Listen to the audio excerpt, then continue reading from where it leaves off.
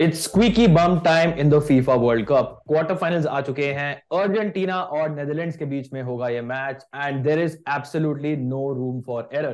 That's why we have the best guest for the biggest occasion. पहले introduce करूंगा मैं as broadcaster Anant Tyagi को। Anant Tyagi, it's been a while, welcome back.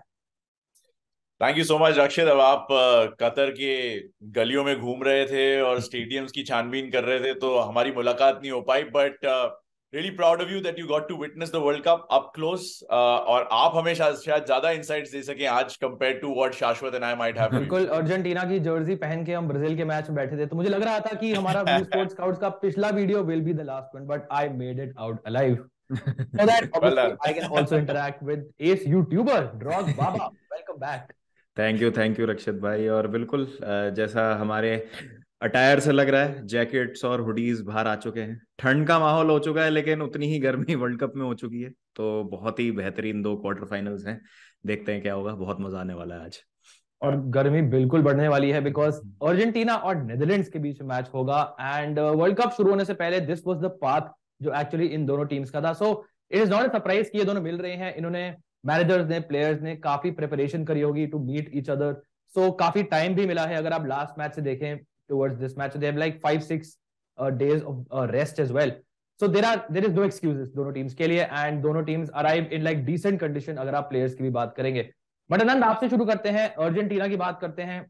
Now you look at Brazil, you look at France, you look at England, you look at Portugal. लोग कह रहे हैं कि इन्होंने बेटर शेप में they are heading into the quarter finals, the performances have been more convincing. और Argentina, people are not sure, they have been squeaking through matches. As a fan मैं आपको बता सकता हूं कि एक भी ऐसा मैच नहीं था पूरे वर्ल्ड कप में जिसमें मैं कंफर्टेबल था in watching Argentina. It has always been nervy. तो आप कीपिंग इन माइंड जो आपने देखा है टिल द राउंड ऑफ 16, आप कैसे रेट करेंगे अर्जेंटीना के chances of winning the world cup?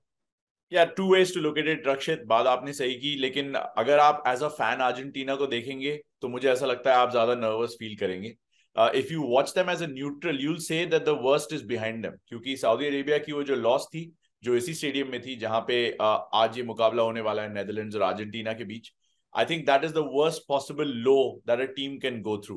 I mean to just give you a cricketing reference, 1992 Pakistan won the world cup. जब कोई टीम इस तरीके से एक बुरे वक्त से निकल के एक मोमेंटम गैदर करती है ना, it's almost like a snowball effect. And I वो फीलिंग बिलीव बहुत ज्यादा होगी इस स्क्वाड में।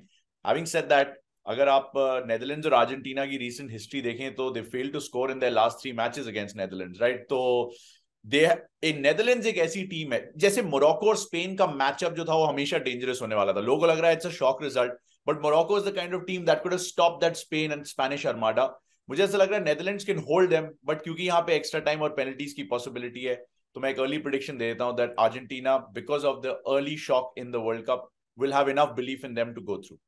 नेदरलैंड्स की बात करते हैं, Drog Baba. Now they are a team जो you can say did not really convince in the group stages. I think उनका जो परफॉर्मेंस था against Senegal was okay, Ecuador was also like a decent performance.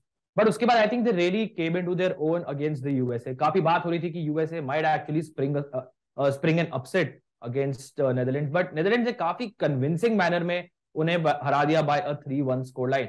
So how impressed are you with this Netherlands team and do you think they can beat Argentina tonight? बिल्कुल। I think ये बहुत ही ज़्यादा एक close to call game है, 50-50 game है मेरे हिसाब से। तो बहुत मुश्किल है प्रिडिक्ट करना कि क्या हो सकता है इस गेम में। बाकी अगर हम नेदरलैंड्स की बात करें ना, तो दो चीज़ें हैं। एक तो लुई वैन हाल की जितनी टीम्स होती है ना, वो इसी तरीके के फुटबॉल खेलती, थोड़ा सा प्रेशर एब्जॉर्ब करेंगे, थोड़ा सा आपको एक फॉल्स सेंस ऑफ बिलीफ देंगे कि पोजेशन है आपके पास, आप कंट्रोल में। बट वो इतना ज़्यादा पेस है उनके फ्रंट लाइन और विंग बैक्स के पास कि वो आपको कैसे हिट कर देंगे आपको पता नहीं चलेगा। फिर उनके पास मिडफील्ड में इतने अच्छे प्लेयर्स हैं, फ्रैंकी डियोंग जैसे टेक्निकल प्लेयर्स हैं जो एक इंस्टेंस में डिफेंस अटैक में कन्वर्ट कर सकते हैं ट्रांजिशन को। तो वो एक चीज़ है जो इस नेदरलैंड्स टीम ने बहुत ज़्यादा इंप्रेस किया है मुझे। दूसरी चीज़ ये है कि अगर आप बाकी टीम्स को देखें ना, चाहे कोई भी टीम हो, अर्जेंटीना हो, ब्राजील हो, चाहे इंजरीज हो या कॉम्बिनेशन से टिंकर करना हो, हर टीम ने, जैसे हमने पोर्चुगल के साथ भी देखा कि गोंसालो रामोस को उन्होंने खिलाया लास्ट मैच में स्विट्जरलैंड के अगेंस्ट, और उन्होंने क्या किया। कुछ टीम्स के लिए वो वर्क किया है, कुछ टीम्स के लिए नहीं किया। नेदरलैंड्स उन और एक फ्रांस, ये दो टीम्स ऐसी हैं जो काफी सेटल्ड हैं, क्योंकि वो ये दो टीम्स ऐसी हैं जिनको पता है कि यही हमारे पास 13-14 प्लेयर्स हैं और इन्हीं में ही हमको 11 सेलेक्ट करनी है। तो मैक्सिमम जो एक सिलेक्शन हेडेक होता है लुई वैन हाल के पास, एक तो ये चीज हुई है कि मेम्फिस डिपाई आ गए जो कि आने ही थे मैच फिट होके, और एक बस ये उनका सिलेक्शन होता है कि फ्रैंकी डियोंग के साथ पिवट में कौन खेलेगा, बर्गहाउस खेलेंगे, डिरून खेलेंगे, कूप माइनर्स खेलेंगे। तो उस सेंस में आई फील कि नेदरलैंड्स ज्यादा सेटल्ड है। अर्जेंटीना ने काफी अपने कॉम्बिनेशन से टिंकर किया, जैसे हमने देखा है पापू गोमेज खेले हैं, अल्वारेज अभी खेल रहे हैं, लुतारो बाहर हो चुके हैं, मिडफील्ड में कभी एंजो होते हैं, मैकेलिस्टर होते हैं, गीदो रोड्रिगेज को भी हमने देखा है इस वर्ल्ड कप में। तो आई थिंक काफी मुश्किल है प्रेडिक्ट करना, बट जब आपकी टीम में लियो मेसी होते हैं तो सारे फैक्टर्स वो आउटवे कर सकते हैं, क्योंकि हमको पता है what he is capable of. But देखते हैं आज के मैच में क्या होता है। मैं बहुत ज्यादा कन्विंस नहीं हूँ दोनों ही टीम्स को लेके, प्रिडिक्शन करना काफी मुश्किल है। काफी मुश्किल है। नेदरलैंड्स ऑब्वियसली ट्रांजिशंस में आई थिंक काफी डैमेज कर सकती है अर्जेंटीना को। लास्ट मैच में जो दोनों विंग बैक्स ने जो पेनिट्रेट किया था अमेरिकन बैकलाइन को, डमफ्राइज और डेली ब्लिंट दोनों ने, आई थिंक अर्जेंटीना को हमेशा ही वैसे भी पेस के अगेंस्ट प्रॉब्लम होती है। So again this could be a big problematic situation for this Argentina team, but let's see what happens. एक इंपॉर्टेंट चीज आल्सो ये है कि जो लास्ट दो मैचेस हुए थे इन दोनों टीम्स के बीच में in the world cup, they were both 0-0। So although आप देखेंगे फैंटेसी एप्स खोल के कि oh there is Messi, there is De Paul, there is Di Maria, there is Memphis Depay, Gakpo, बहुत सारे फ्लैशी अटैकिंग प्लेयर्स हैं, but don't be surprise अगर ये बहुत ही नर्वी लो स्कोरिंग मैच हो, because that is what knockout football is about. And keeping this in mind हम बनाएंगे अपनी फैंटेसी टीम। तुरंत त्यागी एज ऑलवेज शुरू करते हैं हम with the forwards, and who is your first forward pick for this match?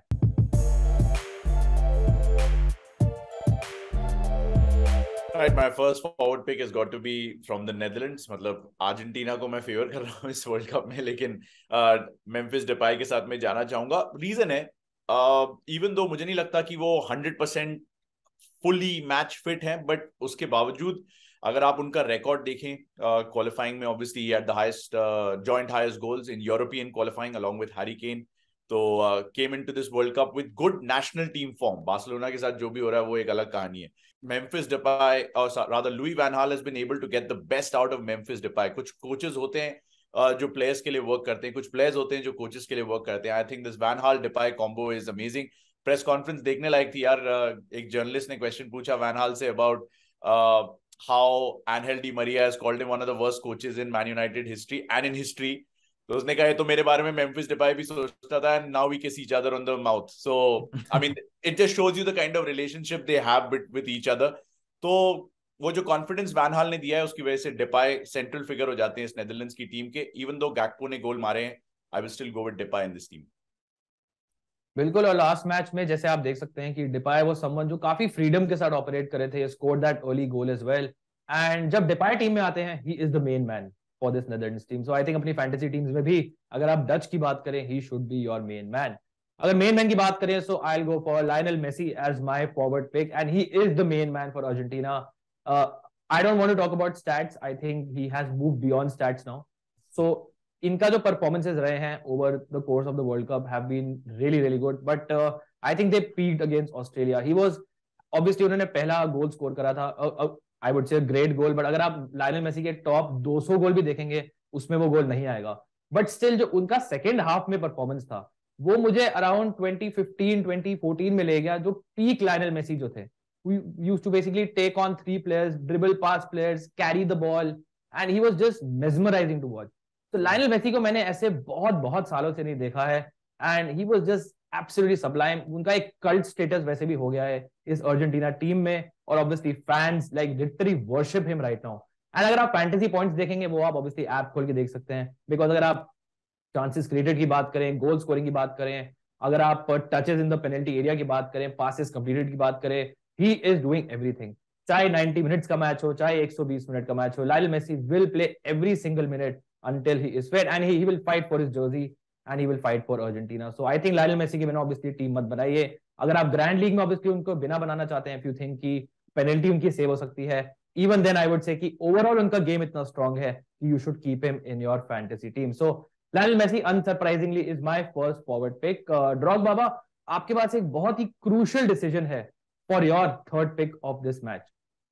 बिल्कुल, जैसा आप लोगों ने दोनों नेदरलैंड्स और अर्जेंटीना के मेन मैन की बात करी है रिस्पेक्टिवली, चाहे मेम्फिस डिपाई की बात करें, चाहे लियोनेल मेसी की बात करें, एक जो काफी इंप्रेसिव प्लेयर रहे हैं इस वर्ल्ड कप में ओवरऑल अगर हम बात करें, तो कोडी गैक्पो जो गोल्डन बूट रेस में भी हैं, जिन्होंने गोल स्कोरिंग बर्डन लिया है अपने ऊपर नेदरलैंड्स का। लेकिन जब मेम्फिस डिपाय आए हैं इस टीम में वापस, तो उन्होंने एक सेकंड फिडल का रोल प्ले किया है, जैसे हमने देखा भी था लास्ट मैचेस में। उतने इन्फ्लुएंशियल नहीं थे बिकॉज वो अब लाइन लीड नहीं कर रहे हैं मेम्फिस डिपाय, वो अब काम करेंगे। तो उस सेंस में अगर हमको एक सेकंड फिडल डालना है, तो I think Julian Alvarez would be the better second fiddle fantasy point of view से भी। पिछले 2 मैचेस में 2 गोल्स हैं उनके, वर्क रेट भी उनका काफी इंप्रेसिव रहता है। आप अगर दूसरा गेम देखेंगे, ऑस्ट्रेलिया के अगेंस्ट दूसरा गोल देखेंगे अर्जेंटीना का जो जूलियन अल्वारेज ने स्कोर किया था, उसमें बिकॉज उन्होंने वो प्रेस किया और वो उनके और डिपॉल के हार्डवर्क की वजह से ही वो एक मिस्टेक हो पाई गोलकीपर से। तो मुझे लगता है उस सेंस में Alvarez could be a better pick. लेकिन अगेन जैसा आपने कहा, बहुत क्रूशल डिसीजन है। यहाँ पर हमें ब्लेम मत कीजिएगा अगर Cody Gakpo rises up to the occasion and scores a goal और प्रोवाइड्स एन असिस्ट और 2। लेकिन अभी मुझे लगता है ऑन द सरफेस की जूलियन अल्वारेज फिलहाल एक बेटर पिक हो सकते हैं।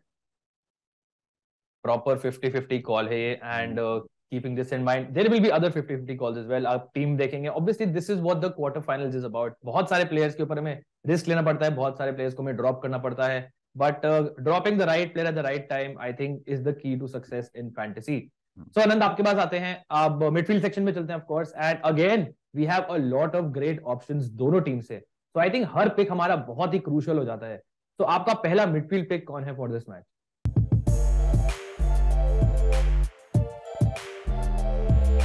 Enzo Fernandez is going to be my pick यार, जिसको हम हाई रिस्क हाई रिवॉर्ड की तरह भी ले चुके हैं।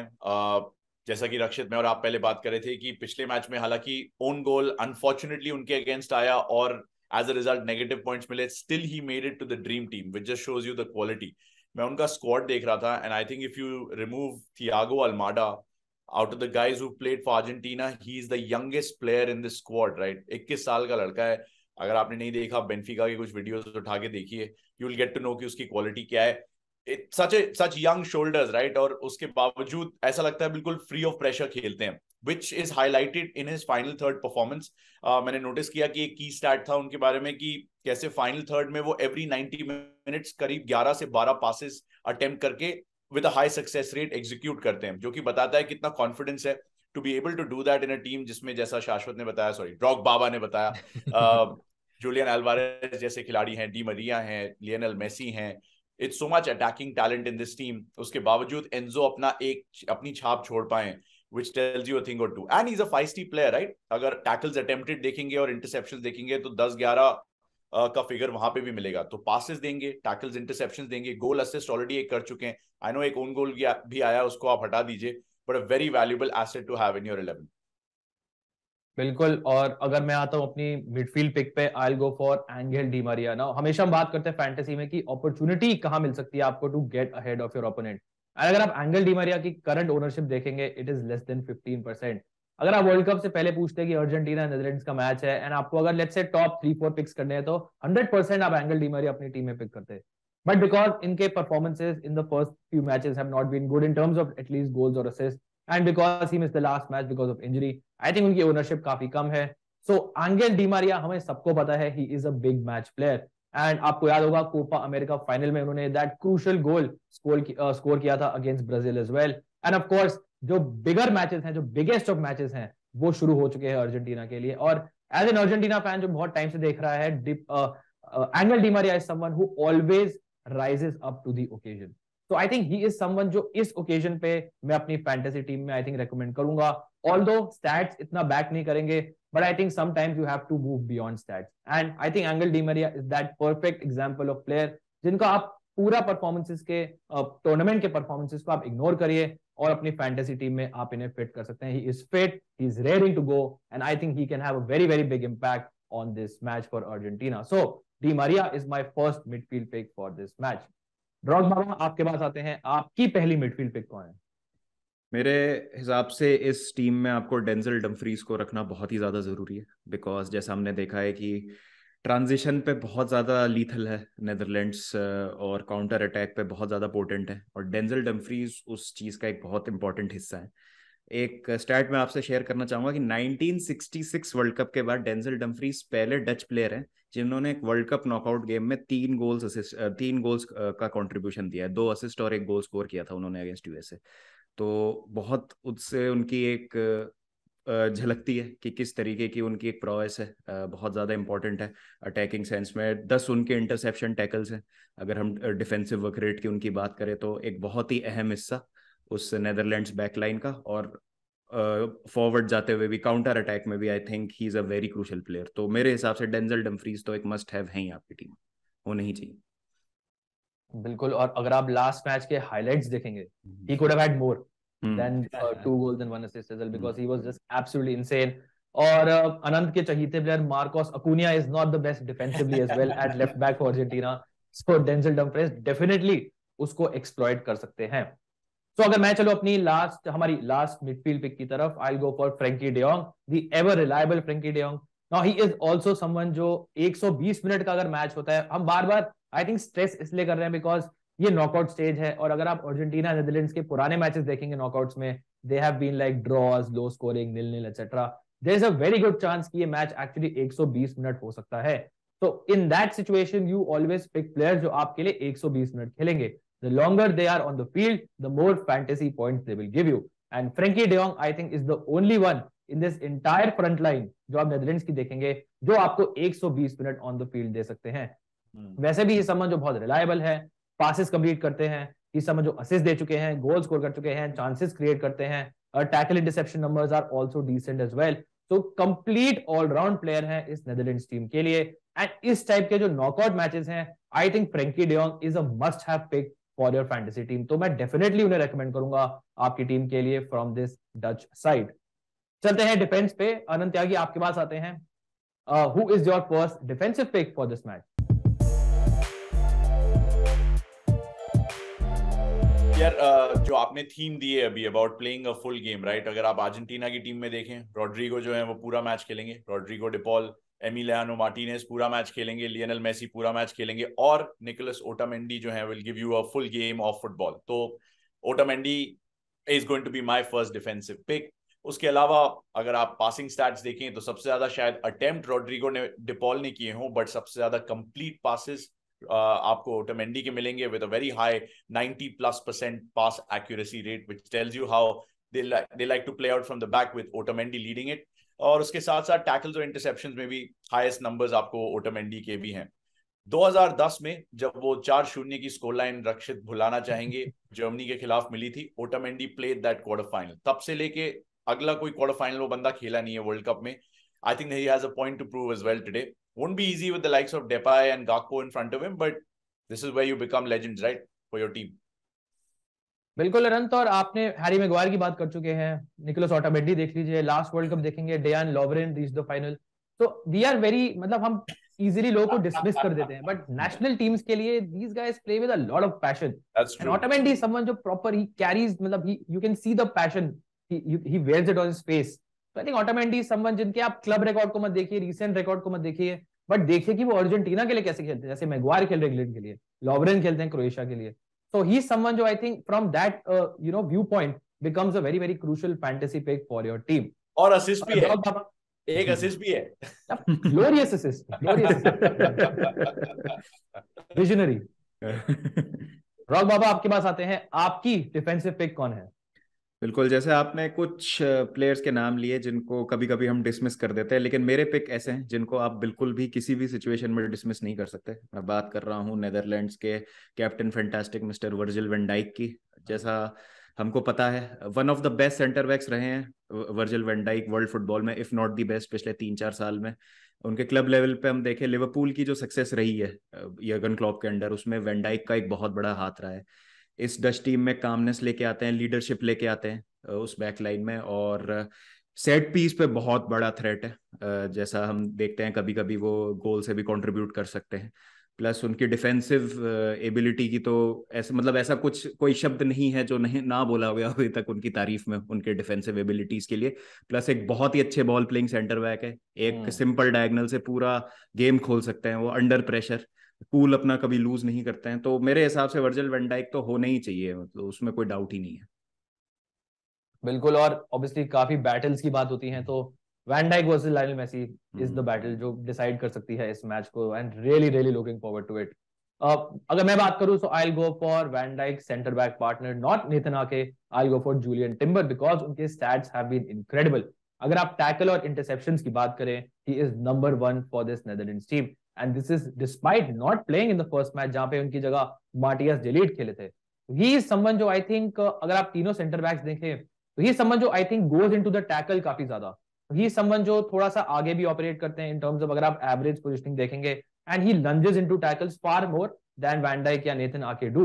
एंड ऑल्सो अगर बात करें कि मेसी के अलावा अगर आप देखें, one of the biggest threats हो सकते हैं जूलियन अल्वारेज इस अर्जेंटीना टीम के लिए। वो obviously on the left hand channel operate करते हैं जहां पे जूलियन टिम्बर ऑपरेट करेंगे। सो ही समवन जो काफी ज्यादा उनको चांस मिल सकता है, एंड अर्जेंटीना ऑब्वियसली समवन जो सेंट्रल एरियाज के थ्रू काफी इंट्रिकेट लिंकअप प्ले करती है, so you get a lot of chances for tackles and interceptions, especially in the central areas. And keeping this in mind, I think Timber is someone जो काफी ज्यादा important हो सकते हैं। आपने देखा होगा लायनल मेसी काफी डायगोनल्स देते हैं, अकूनिया हो गए या अल्वारेज हो गए फ्रॉम राइट टू लेफ्ट, और वहीं पे एग्जैक्टली जूलियन टिम्बर ऑपरेट करते हैं। सो अगर वो पासिंग लेन्स को कट कर सकते हैं, तो आपको इंटरसेप्शन के पॉइंट्स भी उनसे मिल सकते हैं। तो टिम्बर को कीपिंग दिस इन माइंड मैं आपको रेकमेंड करूंगा आपकी फैंटेसी टीम्स के लिए। गोलकीपर पे चलते हैं Anant. This keeper may be the reason why Argentina are in the quarter finals. Yeah very true यार, एमिलियानो मार्टिनेज का वो जो सेव था वाज एब्सोल्युटली आउटस्टैंडिंग। वो नहीं होता तो शायद एक्स्ट्रा टाइम पेनल्टीज पे जा सकता था मामला ऑस्ट्रेलिया के against, but that is Emiliano Martinez for you. क्योंकि मैं अगर उनके आप नंबर्स देखें तो Argentina don't play out from the back using the keeper, right? मतलब उनके पासिंग स्टैट्स में short passes 100% accuracy, medium passes 100% accuracy, long passes woeful accuracy. So it's not something that Emiliano Martinez is known for. He's known to be a very good shot stopper, और इसीलिए I think Emiliano Martinez की इतनी value है इस team में, क्योंकि अगर Lisandro, Otamendi, रोमेरो, सब अकूना सब फेल हो गए तो एमिलियानो मार्टिनेज फिर भी एक ऐसा उनका फेल सेफ है जो उनको बचा सकता है। He doesn't concede soft goals, free goals हो सकते हैं, but he doesn't concede soft goals, which is what I think will keep him in good stead. Plus यार, अगर पेनल्टीज तक मामला गया, I will definitely pick him over Noppert, even though Louis van Gaal की history रही है कि वो कीपर्स चेंज कर देते हैं पेनल्टीज के टाइम पे and all of that. Although that might not get you fantasy points, Martinez for me might be a busier keeper and might be a safer keeper. बिल्कुल काफी क्लोज है। We are very unsure कि कौन सी team ज्यादा shots I think ले सकती है, especially on target. Could be a very very cagey match, but I think अगर आप ओकेजन की बात करें, so I think Emi Martinez ज्यादा प्रेशर सिचुएशंस हैंडल कर चुके हैं, especially for the national team, जैसे कोपा अमेरिका में भी आपने देखा। तो I think Noppert is anyway someone जो इंटरनेशनल लेवल पे इतने एक्सपीरियंस नहीं है। Maybe keeping this in mind, you can edge towards Emi Martinez in your fantasy teams. अब आते हैं high risk high reward section पे। ड्रॉग बाबा, आपसे शुरू करते हैं। आपकी रिस्की पिक कौन है फॉर दिस मैच?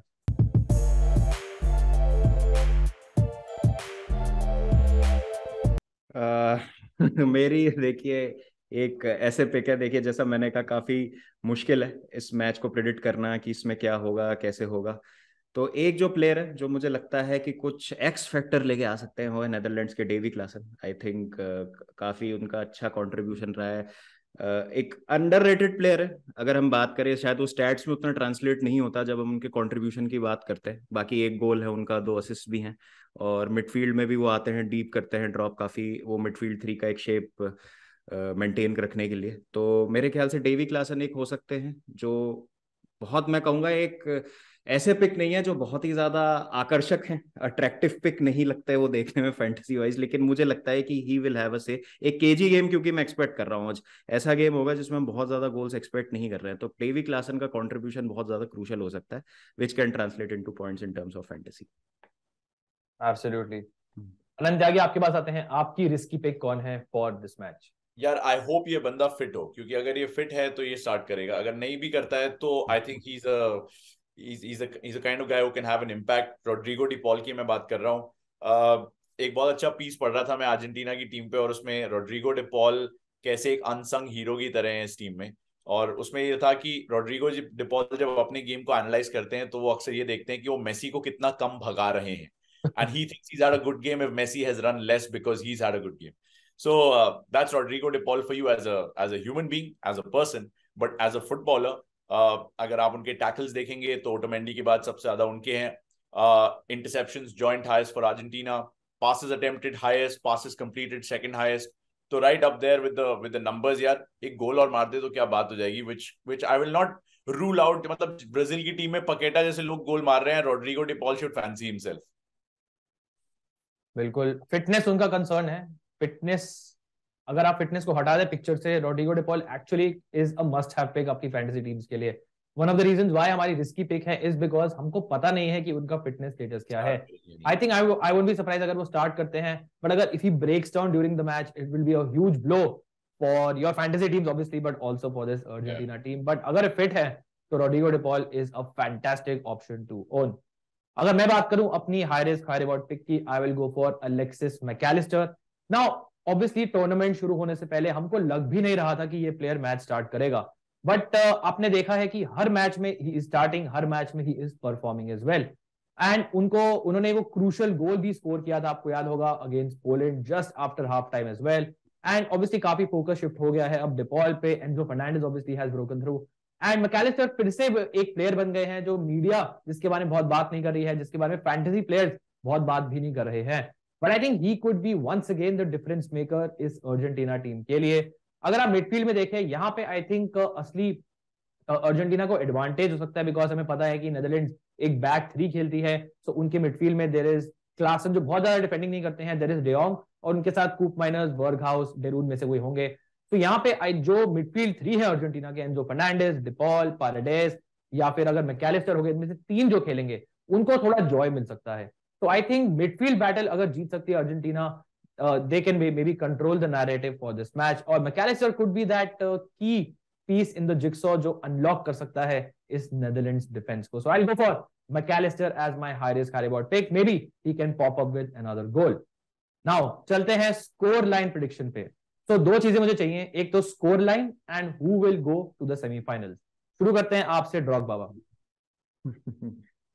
देखिए, मुझे ऐसा लगता है कि नेदरलैंड्स के साथ ना किस्मत बहुत ज्यादा, मैं कहूँ, क्रूर रही है उनकी हिस्ट्री में. नेदरलैंड सबसे ज्यादा फाइनल्स और सेमीफाइनल्स खेलने वाली टीम है वर्ल्ड कप हिस्ट्री में बिना वर्ल्ड कप जीते.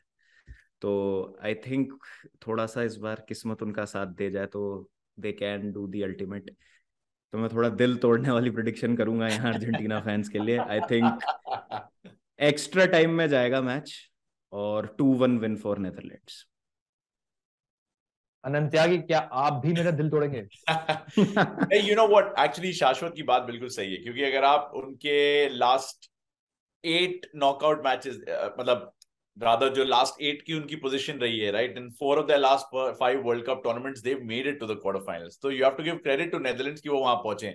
2006 का लास्ट 16 का एलिमिनेशन अगर हटा दें तो अब मुझे एक्चुअली लग रहा है this will be an entertaining draw. Lot of people are expecting it to be a 0-0, क्योंकि इस तरह का इतिहास रहा है नेदरलैंड्स और अर्जेंटीना का विश्व कप में. But I have a feeling it will be a score draw. Could be 1-1, could be 2-2 and could go to penalties. I would love to see Messi score the winning penalty, but मुझे ऐसी feeling आ रही है कि this is the kind of game which is made to go into extra time and into penalties. You might even get goals in extra time in this. मुझे ऐसी feeling आ रही है. So that's what I'm hoping for. But I think यार स्कलोनी की team, remember Scaloni was on the bench जब 2006 में Argentina ने quarter final खेला था. उसको सेमीफाइनल में पहुंचने की फीलिंग अभी तक आई नहीं है. So he'd also wanted. I have a feeling Argentina will just have enough quality to and self-belief to go through. Lucille में मेसी ने 3 में से 2 गोल अपने मारे. लुसेल में ही अगले आने वाले 2 मैचेस हैं. They should feel at home at Lusail now यार. They'll win. बिल्कुल. And 50,000 Argentina fans will be in the stadium. And एक चीज अनंत हम बात कर रहे थे बिफोर द वीडियो की, जो सऊदी अरेबिया का जो लॉस था उससे जो उभर के अर्जेंटीना आई है इन दिस वर्ल्ड कप सो फार, वो उनको आई थिंक काफी हेल्प कर सकता है. एडवर्सिटी से निकल के जो उन्होंने परफॉर्मेंस दी है, द काइंड ऑफ एडवर्सिटी जो आई थिंक नेदरलैंड्स ने अभी तक फेस नहीं करी है इन द वर्ल्ड कप. सो उस प्रेशर सिचुएशंस में may be that can help Argentina. But ये सब थ्योरी की बातें होती हैं. अगर मेरी बात करें, I agree with you guys कि I do see this match going into extra time and penalties. And वहां पे मैं एमी मार्टिनेज पे आई थिंक थोड़ा सा ट्रस्ट करूंगा as compared to Noppert, unless obviously van Gaal अपना कीपर वंस अगेन चेंज कर देते हैं. But that does not work always. So Emi Martinez ने जो कोलंबिया के अगेंस्ट किया था सेमीफाइनल में in the Copa America, I think एक ना एक मैच होगा जिसमें पेनल्टी शूटआउट में उनको वंस अगेन अपने हीरोइक्स दिखाने पड़ेंगे. एंड आई थिंक वहां पे जस्ट अबाउट मैं अर्जेंटीना को बैक करूंगा to go through to the semifinals on penalties. But of course, this is a very very close match. हम तीनों बोल रहे हैं, हमें पता नहीं क्या होगा, एक्स्ट्रा टाइम में जाएगा, पेनल्टीज पे जाएगा. So I think वो players आप डेफिनेटली टीम में लीजिएगा जो 120 मिनट खेल सकते हैं for both these teams. I think this is the only fantasy tip जो हम आपको दे सकते हैं for this match. So will be fascinating, and this is what knockout football is about in the World Cup. And thank you both of you for joining. Drog Baba, Anand Tyagi. Once again, we will join you once again for England versus France, जो एक potentially even more explosive match हो सकता है in the FIFA World Cup. But hopefully आपको ये video पसंद आया होगा. अगर आया, make sure you hit the like button, subscribe करें View Sport को, and share it with your friends as well. Thank you so much for watching. Wishing you all the best for this match. Stay safe, and we will see you soon. Cheers, guys.